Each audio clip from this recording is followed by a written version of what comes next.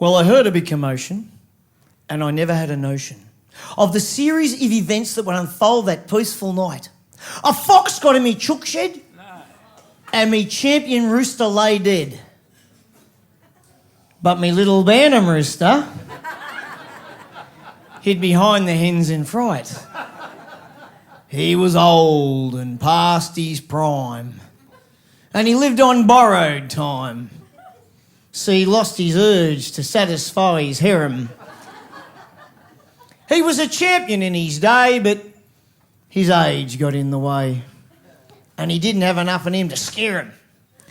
Next day I took eggs round to Dad, who was normally gruff and sad. But today he had a smile and no sign of all his ills. My old mum had that same look, which made me feel quite crook when I spied that open box of Dad's Viagra pills. But the Viagra made me think of Dad, nudge, nudge, wink, wink.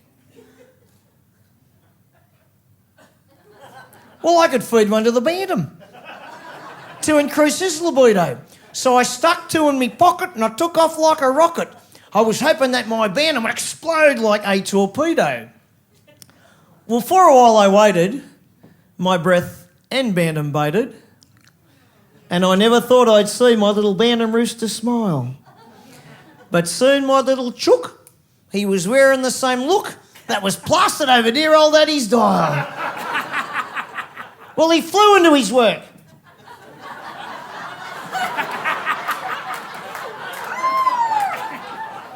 Me hens near went berserk, and he'd serviced half the yard before I was out of sight.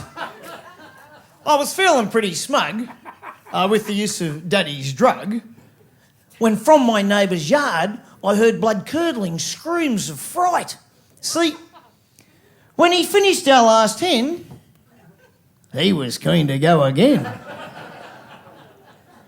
When he spied our neighbour's guinea pig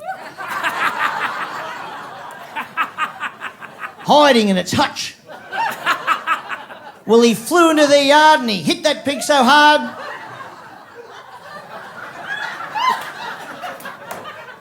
that they had to get a vet in to fix his tiny crutch. Next victim was a rat, then their pet albino cat. And when he chased down their Jack Russell, he was far above his weight. Then a cocky in a cage. He broke in there to engage. And when he served the sleeping Brahmin bull, I thought, gee, he's tempting fate. As he stopped to catch his breath, well, I feared he was near death. So I jumped the fence, ran up the yard, and I grabbed him by the wing. As I threw him in his cage, he looked at me with rage. You got to listen to the words, Mike. As I threw him in his cage, he looked at me with rage.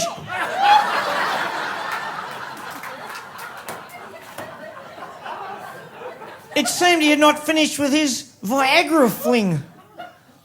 Well, I told my wife the story of my rooster in his glory, but she found my Bantam's tale far-fetched and hard to swallow. We heard the sounds of an attack. That bloody fox was back. So I run down to the chook shed and I yelled at her to follow. And there, to my surprise, I could not believe my eyes. The fox stuck in the chook fence.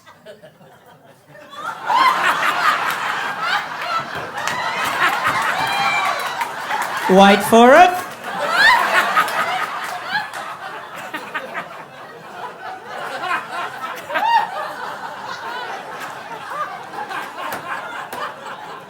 The fox stuck in the chook fence while trying to escape.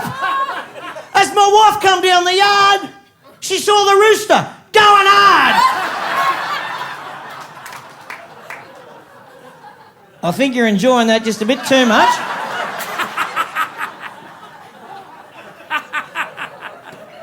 And the fox had died a fitting death from Viagra rape. shocked to witness Poultry committing such adultery. My wife and I were reeling at the escapades that night, but as the light shone through her nightie, well, she looked like Aphrodite. So I popped Dad's last Viagra pill and held her hand real tight. Ladies and gentlemen, Mike Lidley, give him a round of applause.